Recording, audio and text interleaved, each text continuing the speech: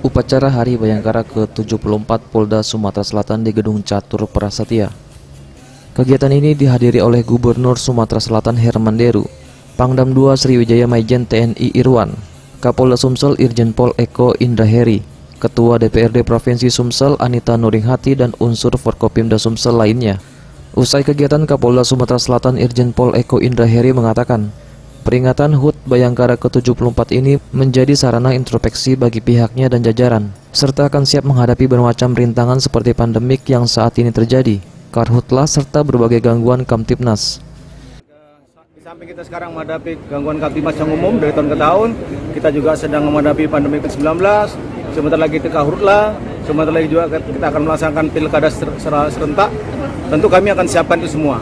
Saya kira jajaran dari sekarang sudah siap. Dengan teman-teman kita sudah bersama-sama mengadakan rapat, persiapan-persiapan, baik manusianya, peralatan dan sebagainya. Insya Allah, mohon bantuan doanya.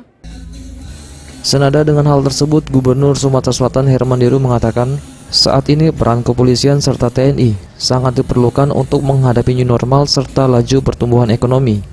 Diharapkan ke depan Polda dapat terus menjadi insan-insan yang profesional. Ini penting dalam penataan new normal ini.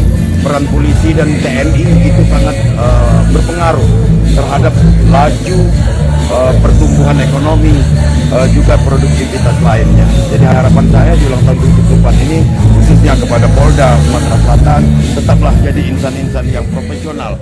Tim Liputan Sriwijaya TV.